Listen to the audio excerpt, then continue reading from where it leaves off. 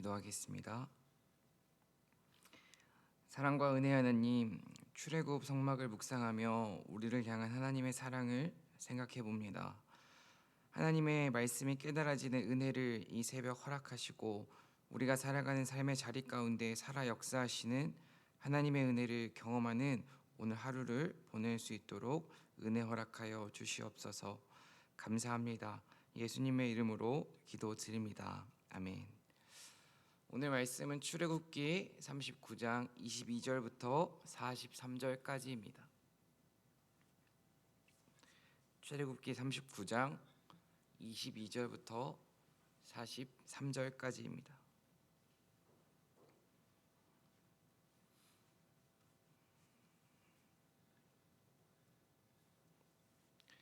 함께 읽겠습니다.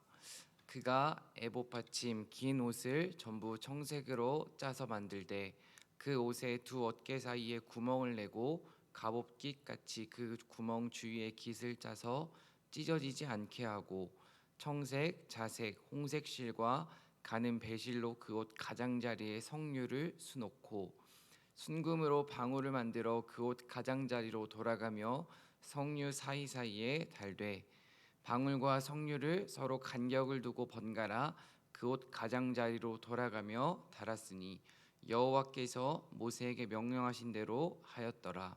그들이 또 직조한 가는 배로 아론과 그의 아들들을 위하여 속옷을 짓고 세마포로 두건을 짓고 세마포로 빛난 관을 만들고 가는 배실로 짜서 세마포 속바지들을 만들고 가는 배실과 청색, 자색, 홍색 실로 수놓아 띠를 만들었으니 여호와께서 모세에게 명령하신 대로 하였더라. 그들이 또 순금으로 거룩한 패를 만들고 도장을 새김같이 그 위에 여호와께 성결이라 새기고 그 패를 청색 끈으로 관 전면에 달았으니 여호와께서 모세에게 명령하신 대로 하였더라. 이스라엘 자손이 이와 같이 성막 곧 회막의 모든 역사를 마치되 여호와께서 모세에게 명령하신 대로 다 행하고 그들이 성막을 모세에게로 가져왔으니 곧 막과 그 모든 기구와 그 갈고리들과 그 널판들과 그 띠들과 그 기둥들과 그 받침들과 붉은 물을 들인 숫양의 가죽 덮개와 해달의 가죽 덮개와 가리는 휘장과 증거궤와 그 채들과 속죄소와 상과 그 모든 기구와 진설병과 순금 등잔대와 그 잔 곧 버려놓는 등잔대와 그 모든 기구와 등유와 금제단과 관유와 향기로운 향과 장막 휘장문과 놋 제단과 그 놋 그물과 그 채들과 그 모든 기구와 물두멍과 그 받침과 뜰의 포장들과 그 기둥들과 그 받침들과 뜰문의 휘장과 그 줄들과 그 말뚝들과 성막 곧 회막에서 사용할 모든 기구와 성소에서 섬기기 위한 정교한 옷 곧 제사 직분을 행할 때에 입는 제사장 아론의 거룩한 옷과 그의 아들들의 옷이라. 여호와께서 모세에게 명령하신 대로 이스라엘 자손이 모든 역사를 마치매 모세가 그 마친 모든 것을 본즉 여호와께서 명령하신 대로 되었으므로 모세가 그들에게 축복하였더라. 아멘. 가을이 깊어가는 새벽 하나님의 은총과 사랑이 성도님들 가운데 가득하길 소망합니다. 성경에서는 인간의 근본적인 문제를 하나님과의 관계가 깨어짐으로 설명합니다. 우리가 생각하는 문제는 사실 나의 문제도 또 나와 함께하고 있는 누군가의 문제도 우리가 살고 있는 이 세상의 문제도 아닙니다. 하나님과의 관계의 깨어짐, 그것의 결과가 우리가 마주하고 있는 다양한 문제들입니다. 그렇다면 우리가 세상을 살아가면서 가장 걱정해야 하는 것은, 늘 경계하며 조심해야 하는 것은 하나님과 사람 사이, 즉 하나님과 나 사이의 관계가 멀어지는 것을 늘 조심하고 경계해야 합니다. 하나님과 나 사이가 멀어진 것, 인간과 하나님 사이가 멀어진 것, 이 근본적인 문제를 해결하지 않으면 우리가 마주하고 있는 세상의 다양한 문제들, 또 우리가 살면서 마주하는 다양한 문제들을 결코 해결할 수 없습니다. 인간은 언제나 우리에게 찾아오는 문제를 해결하기 위해 부단히 노력합니다. 하지만 늘 한계에 부딪히곤 합니다. 눈에 보이지 않는 바이러스를 해결하기 위해 벌써 1년 반이 넘는 시간 동안 많은 과학자들이 노력하고 있습니다.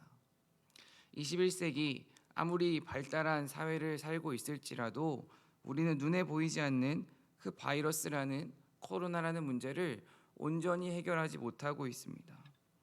또 해가 지날수록 살기 좋아진다, 편해진다 말하지만 아직도 굶어 죽는 이들이, 또 추위에 목숨을 잃어버리는 사람들이 있습니다.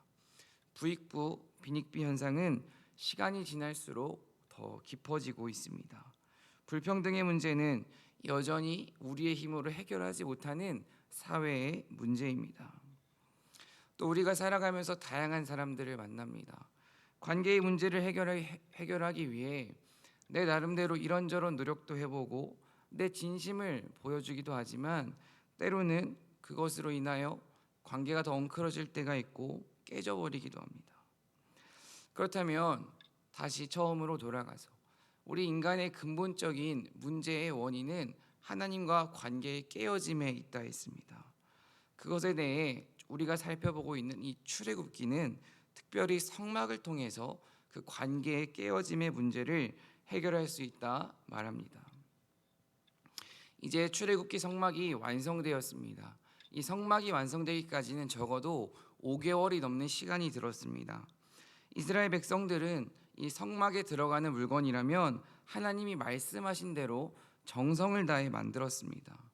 그 광야라는 척박한 곳에서 정말 백성들의 수고와 헌신으로 만들어진 것이 이 성막입니다. 이 성막이 일반 땅이 아니라 정말 광야에 존재하는 이유에 대해서 우리는 알고 있습니다. 이 성막이 지금 광야에 존재해야만 하는 이유는 하나님을 예배하기 위함입니다.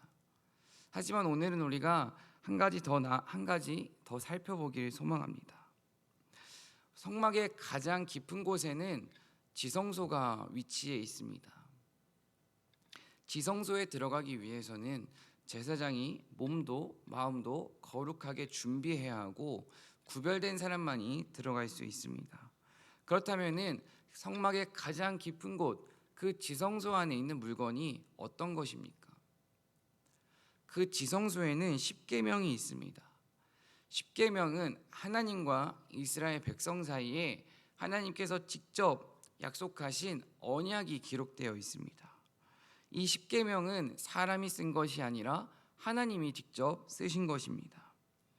하나님께서 직접 쓰셨다는 것이 우리에게 주는 메시지는 하나님과 이스라엘 백성 사이에 멀었던 관계가 하나님이 직접 개입하심으로 말미암아 다시 회복되었다는 것을 의미합니다.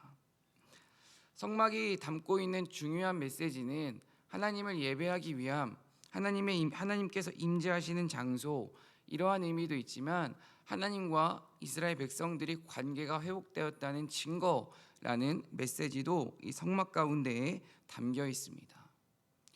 이 관계의 회복은 사실 인간의 힘으로는 절대 이룰 수 없는 것입니다. 이 인간의 힘으로 해결할 수 없는 관계의 깨어짐을 하나님께서 직접 개입하심으로 해결하신 것입니다. 우리가 이 세상을 살아가면서 행복한 삶을 살 수 있는 유일한 방법은 하나님과 나 사이의 관계가 가까이하며 살아가는 것입니다. 시편 73편 28절입니다. 하나님께 가까이 있는 것이 나에게 복이니 내가 주 하나님을 나의 피난처로 삼고 주님께서 이루신 모든 일들을 전파하렵니다. 이 시편 73편을 기록한 아삽이라는 시편의 저자는 고통의 시간을 보내고 있습니다. 세상에서 미끄러지고 악인의 형통함을 보며 괴로워하고 있습니다. 그는 눈물로 하나님 앞에 엎드렸고 그 엎드림을 통해 하나님을 가까이 했고 하나님을 가까이함을 통해 이 세상을 살아가면서 정말 행복할 수 있는 방법은 진정한 복은 하나님과의 관계를 회복하고 가까이 하는 것임을 마음으로 깨달았습니다. 진정한 복은 다른 것이 아니라 하나님과의 관계를 회복하고 하나님을 가까이 하는 것이라면 하나님을 가까이 하는 것임을 깨닫는 저와 여러분 되길 간절히 소망합니다. 그렇다면 우리가 하나님과의 관계를 회복한 삶, 또 하나님을 가까이 하는 삶을 살기 위해 우리가 늘 품어야 하는 것이 있습니다. 바로 하나님의 말씀에 순종하는 태도입니다. 43절 말씀을 다시 한번 읽겠습니다. 같이 읽겠습니다. 모세가 그 마침 모든 것을 본즉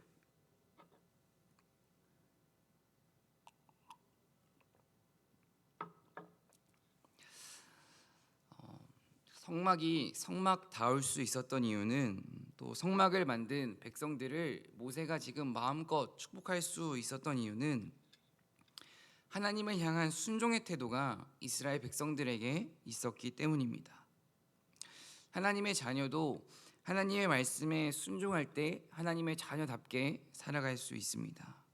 지금 이스라엘 백성은 성막을 만드는 기간에 있어서는 하나님의 말씀에 적당히 순종하지 않았습니다. 철저하게 온전하게 순종했습니다. 오늘 본문만 살펴보더라도 여호와께서 명령하신 대로 하였더라 라는 이 문장이 6번이나 반복되고 있습니다. 내가 원하는 것, 내가 바라는 것, 내가 목표하는 것, 그러한 것들을 이루고 누리고 얻었다고 결코 온전한 행복이 우리에게 찾아오지 않습니다. 내가 원하는 집이 아니라 하나님이 원하시는 집을 짓는 사람만이 온전한 행복을 이 땅 가운데에서 누릴 수 있습니다. 순종을 나타내는 이 히브리어는 샤마라는 단어입니다. 이 샤마라는 히브리 원어의 의미를 살펴보면 듣는다라는 의미가 있습니다. 순종하기 위해서는 하나님의 말씀을 들어야 합니다. 하나님의 말씀을 듣고 그냥 흘려보내는 것이 아니라 마음에 담고 그 말씀대로 행동하기 위해 부단히 노력하고 발버둥치는 것, 이것이 바로 온전한 순종입니다. 한 인물을 살펴보고자 합니다. 구약에 등장하는 사울이라는 인물입니다. 사울은 한때는 성령이 충만했던 하나님 앞에 온전한 순종을 행했던 사람입니다. 하지만 시간이 지날수록 세상과 타협하고 사람과 타협합니다. 그리고 마지막에는 자기 자신과 타협합니다. 그 결과로 적당한 순종을 행했고 마지막으로는 하나님의 말씀에 불순종을 행합니다. 하나님을 위해 살고자 했던 사울은 마지막에는 자기를 위하여 살아갑니다. 아말렉과의 전쟁에서 승리할 때 하나님께서는 그 승리를 통해 얻은 것들을 그 모든 것을 하나님께 바치라고 사울에게 명령하십니다. 하지만 사울은 보기 좋고 귀한 것들은 하나님께 바치지 않고 남겨두었습니다. 지금 온전한 순종이 아니라 사울은 적당한 순종을 행한 것입니다. 그 모습을 보며 사무엘 선지자는 사울 왕에게 말합니다. 온전한 순종이 제일임을 사울 왕에게 말해줍니다. 그렇다면 온전한 순종과 적당한 순종, 그 차이는 무엇일까요? 온전한 순종과 적당한 순종의 차이는 내 생각, 내 욕심, 내 마음이 들어가 있으면 온전한 순종을 할 수가 없습니다. 내가 주인이 되어서 살아가는 사람은 결코 온전한 순종을 할 수 없습니다. 이해하기 어려울지라도 손해가 되더라도 나의 생각은 내려놓고 하나님의 말씀에 온전히 순종하는 사람을 하나님께서는 귀하게 여기십니다. 이것을 믿고 하나님 앞에 온전한 순종을 행하는 저와 여러분 되길 간절히 소망합니다. 그렇다면 이 온전한 순종을 한다는 것은 사실 참 어려운 것입니다. 나의 생각을 내려놓고 또 나의 마음을 온전히 내려놓는다는 것은 결코 쉬운 일이 아닙니다. 그렇기에 예수님께서는 그 순종에 대해서 우리에게 그분의 삶을 통해 직접 보여주셨습니다. 히브리서 5장 8절과 9절을 살펴보면 그가 아들이시면서도 받으신 고난으로 순종함을 배워서 온전하게 되셨은즉 자기에게 순종하는 모든 자에게 영원한 구원의 근원이 되시고, 예수님께서도 온전한 순종의 사람이 되기 위해 고난의 과정이 있었습니다. 고난을 통해 예수님께서도 그 순종을 배우신 것입니다. 이스라엘 백성들을 다시 한번 살펴보겠습니다. 지금 광야에 있는 이 이스라엘 백성들도 이 광야에서 성막을 만들기 위해, 이 온전한 순종을 하기 위해 어떠한 과정이 있었습니다. 이들은 처음부터 이렇게 온전하게 순종했던 사람들이 절대 아닙니다. 이들은 하나님을 배신하고 금송아지를 만들었던 과거에 전력이 있는 사람들입니다. 그들에게는 금송아지를 우상 숭배하고 하나님을 배신했던 부끄러웠던 그 시간들이 있었습니다. 하지만 모세라는 사람을 통해 모세가 하나님께 매달렸고 하나님께서 백성들을 용서하시는 그 과정을 통해서 이스라엘 백성들은 하나님의 은혜를 경험했습니다.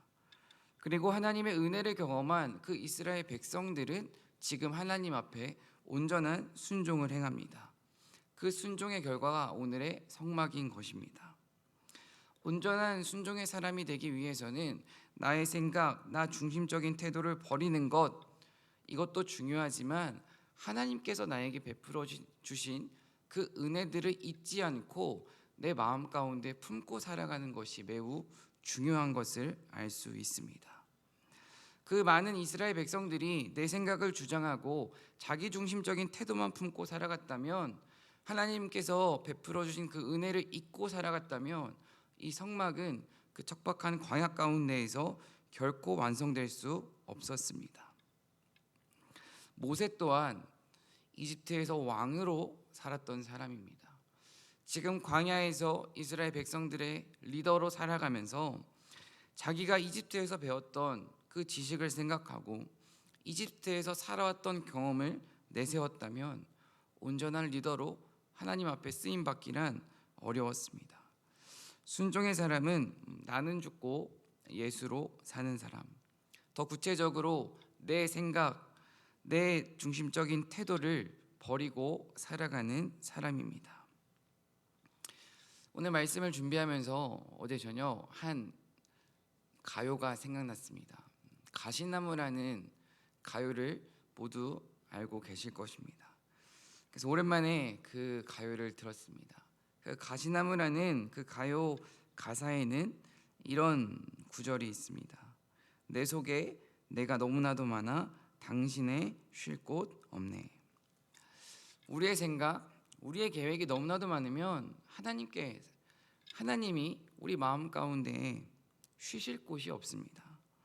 하나님이 쉬실 곳이 없이 살아가는 그 사람에게는 하나님의 은혜도 또 하나님의 계획도 자리 잡고 살아가기란 불가능합니다. 전도사로 살아가지만 사람들은 저를 전도사라 부르지만 여전히 내 생각이 너무나도 많고 내 경험이 너무나도 강하고 내 욕망이, 내 욕심이 너무 강해서 하나님이 쉬실 틈이 없는, 공간이 없는 저의 모습을, 또 적당히 순종하며 살아가는 저의 모습을 오늘 말씀을 준비하며 하나님 앞에 회개했습니다. 오늘 우리가 하나님 앞에 간절히 기도해야 하는 것은 순종의 축복을 누리는 것도 정말 중요하지만 일단 내 생각을 내려놓고 하나님의 음성에 귀를 기울여 하나님이 원하시는 순종을 하는 사람이 되게 해달라고 기도해야 합니다. 정말 적당히 순종하며 살아가는 것이 아니라 온전한 순종의 사람으로 살아가며 하나님께서 주시는 축복을 누리는 저 여러분 되길 간절히 소망합니다. 오늘 말씀을 마무리합니다. 하나님께서 명령하신 것이 무엇인지 귀 기울이며 살아가는 사람이 축복의 사람입니다. 또 하나님의 음성을 듣고 그 하나님의 음성을 들었다면 내 생각은 내려놓고 온전히 순종하는 사람이 축복의 사람입니다. 지금 내가 하나님 앞에 순종해야 하는 것은 무엇입니까? 화려하고 거창하고 큰 것이 아닐 수도 있습니다. 내 곁에 있는 누군가에게 따뜻한 말을 건네는 것, 그것이 내가 해야 하는 순종일 수도 있습니다. 어려운 시간을 보내고 있는 누군가를 위해 기도하고 직접 찾아가서 손 한번 잡아주는 것, 그것이 하나님께서 나에게 원하시는 순종일 수도 있습니다. 또 나와 관계가 좋지 않은 누군가를 위해 기도하며 그에게 문자 한 통을 남기는 것, 이것이 하나님이 원하시는 순종일 수도 있습니다. 이 새벽 정말 내 생각, 내 욕심, 내 뜻, 내 편안함은 내려놓고 하나님의 음성에 귀를 기울이며 하나님이 원하시는 순종을 하는 저와 여러분 되길 간절히 소망합니다. 기도하겠습니다.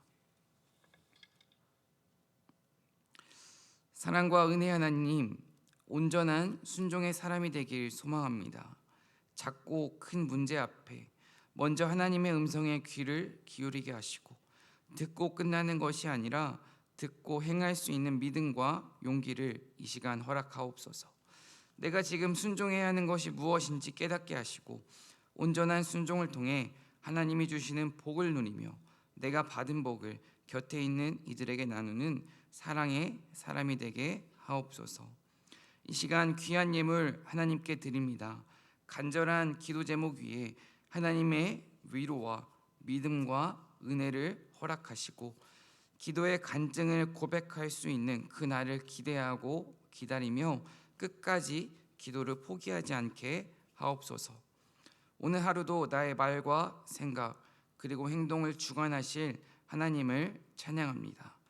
예수님의 이름으로 기도드립니다. 아멘.